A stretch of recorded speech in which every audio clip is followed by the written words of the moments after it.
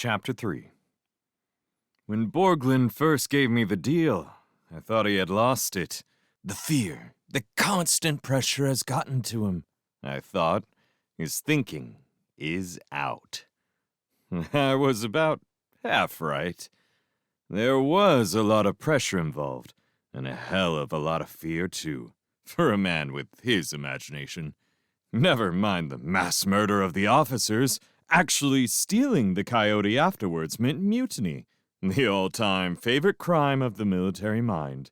They do special things to mutineers. Not that I won't actually be ordered in for a trial, of course. The lucky arresting officer, meaning the captain of whichever ship might nab me, is given quite specific instructions to bring me into Militar. He paused and lit a cigarette, looking like a photographic smear on a 3D plate. Little white dart. I'll never see Militar, though. On the way, I'll have an accident. You want to hear about it? I know of one that took 4 days. I told him I didn't want to hear about it. Just as well, he said, puffing. Just as well. He drifted off for a bit, staring and puffing, no doubt remembering details of the 4-day goof. But he handled it well, I thought. Damn well. Not an inch of trembling. Long, smooth, deep breaths. In fact, he showed no sign at all of being aware of his position in about the deepest hole there was. It was impressive, the way he sat there, smoking. So, he continued after a while, to the problem. He swiveled around leaned across the captain's desk and stared into my eyes. The problem is fuel. We are just about out. Uh-oh, I said. He stared harder at me, his eyebrows raised. Uh-oh, the man says. Uh-oh.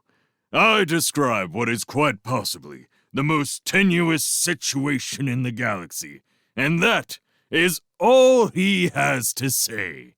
Well, I suppose the prospect of a particularly nasty death at the hands of some lucky crew is nothing to the great and famous Jack Crow. The fact that I am being actively sought by every ship in fleet, most of which have forgotten the damned ant war in their eagerness to slice me apart, should be of at least passing interest, even to a man who moves stars. How did you so cleverly put it? Move stars the hell out of the way. Even to such a Superman, my situation should rate just a little goddamn more than uh-oh. Care to try again? I said nothing, wincing, in fact, at that quotation. I had said something like it at the time, but I was pretty well frayed at the edges, and it infuriated me that that was the only thing I said that the press wave people thought to broadcast. Show business. Nothing to add, huh? Continued Borglin. Very well. I suppose it was too much to ask to have you actually impressed with the gravity of the situation as it stands. So allow me, if you will, to try to bring it on home to you. I'm being hunted. I don't like it. I'm also running out of fuel, and therefore running room. I don't like that. I will have fuel, Mr. Crow. I will obtain it. And unless you wish me to rip you limb from limb and then stuff you bodily through an access tube, you will help me obtain it. Is that pretty clear so far? I nodded. It was clear, all right. How nice. We're communicating. Now, as to the how of it. The only Kangren power sale available to one in my position is at some fleet scientific colony, which are, as you may know, completely self-sufficient fuel-wise. My intention is to travel to one of these places, the remotest location available for obvious reasons, and make connection. Normally, of course, I could neither beg nor borrow such fuel for a mutinous craft, and the possibility that I could simply take what I want from a fully self-contained project complex is essentially non-existent. As soon as I appeared overhead, they would simply button up the complex, and that would be that. I doubt that even a fully loaded coyote could pierce their defenses without totally annihilating the can inside. So, what to do? I will trick them, of course. Or rather, you will trick them. You, Jack Crow, will make yourself known to the members of the project. You will use your rather romantic notoriety to ingratiate yourself into the complex itself, and, at the proper moment, you will render it defenseless from the inside. Is that clear, Mr. Crow? Are we still communicating? Yeah. Wonderful. Now what, you might ask, is in it for you? What indeed, besides a grateful lack of excruciating pain, is your prize? Simple. I have an 8-man sledcraft waiting for me in a safe place. If you do as I say, exactly as I say, you may have it. It will be yours, Mr. Crow, to wander about with as you will. There will also be an appropriate amount of credits logged into its banks directly from the treasury of this ship. I've checked the banks aboard, and it's quite a hefty sum. And if I can't make use of it, there's no reason why you should not. So, there is the proposition, famous and great Jack Crow. What shall it be? He was kidding, of course. Who really needs to choose between being rich and being dead? Between being anything and being dead? I've given your proposal considerable thought, I began. Good, good, he replied, nodding. And I've decided to join your little team. I'm so glad. Here's to the partnership, I said, lifting my brandy glass high. Oh, we can do better than that, he said, with an uneasy smile. More quickly than I would have thought possible, he was up out of his seat and around to my side of the desk. He held the flask in one hand. With an elaborate flourish, he filled my glass to the brim. Then, beckoning me to rise, he touched his glass to mine and gestured for me to toss it off in one gulp. I took a deep breath, placed it to my lips, and drank. It burned in my throat and in my mouth, and after a few seconds in my stomach as well. But I was determined to give as good as I got. I closed my eyes to cap the streaming tears and continued to swallow. And then I couldn't anymore. I couldn't drink, couldn't swallow, couldn't breathe. My throat was clamped tight by a monstrous, rock-hewn vice that deflated my windpipe in an instant. In the next instant, I was rising slowly into the air where I simply hung. I opened bulging eyes and stared at the dead eyes of Borglin. He held me there, at eye level to him with the grip of a single hand about my throat. A single hand. And there was no trembling, no effort involved that I could see. No hurry to put me down again. He simply stood there, peering darkly into my eyes, and hanging me with the force from a single limb. Hanging me.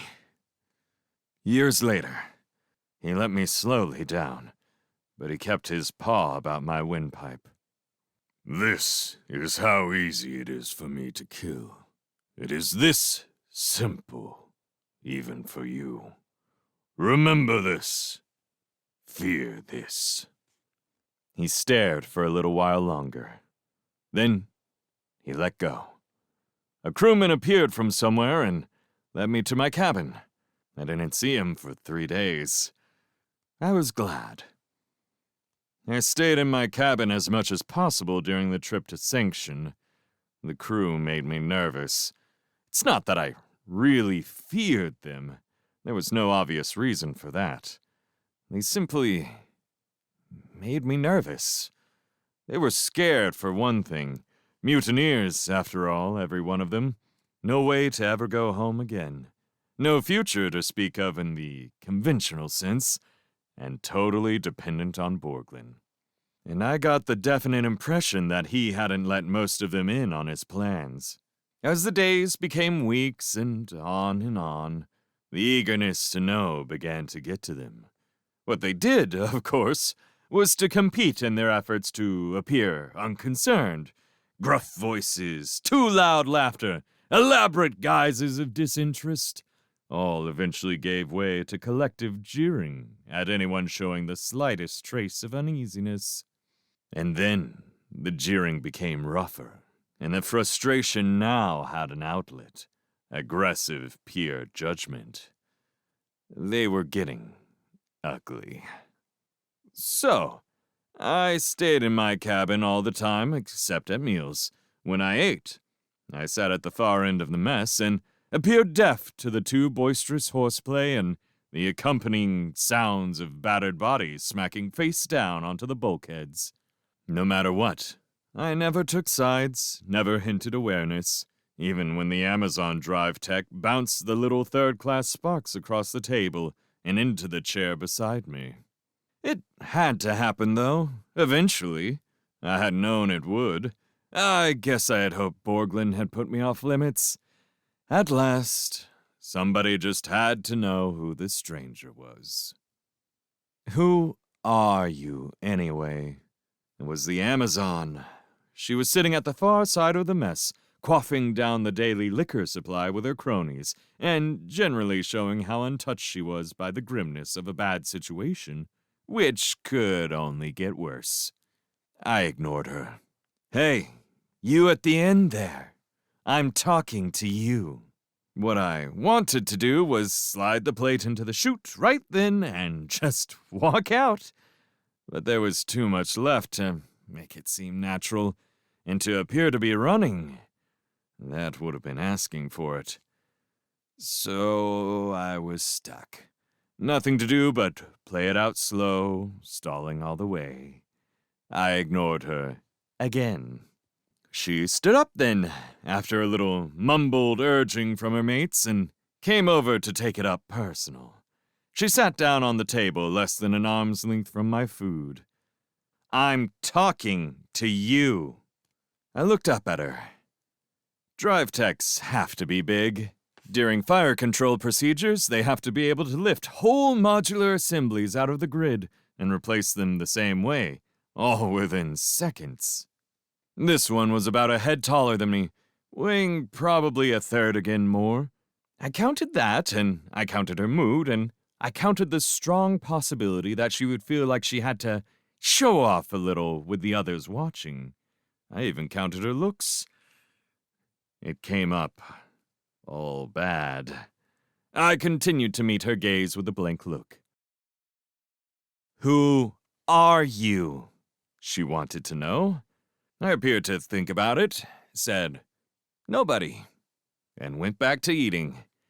I had hoped to sound innocuous enough that it would stick, but the audience at the far end wasn't having any.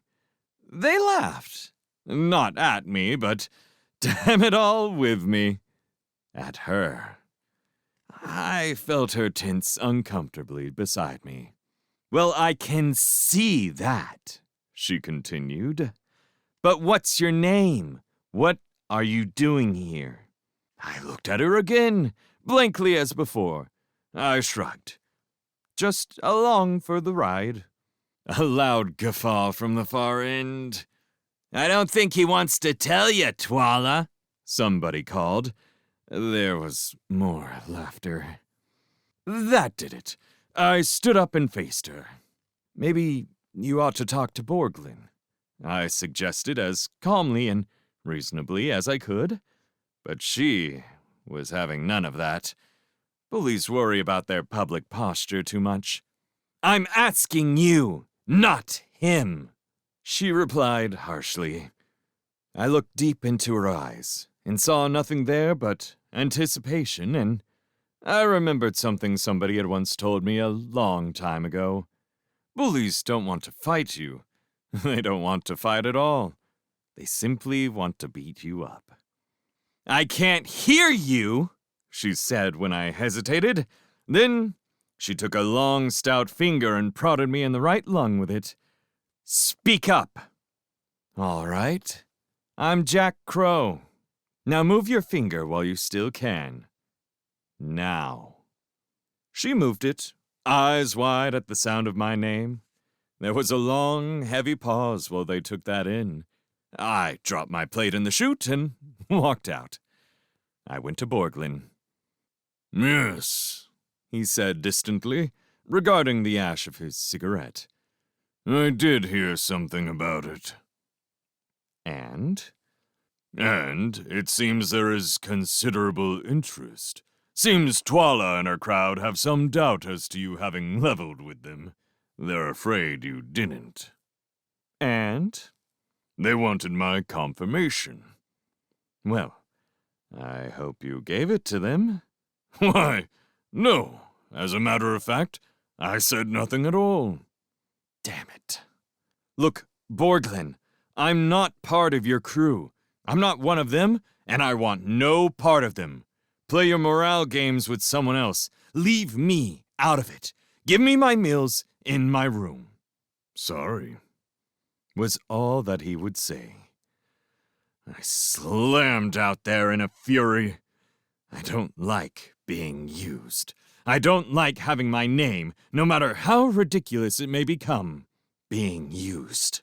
I didn't like Borglin, or his ship, or his crew, or his problems, and I had no desire to make it easier for him.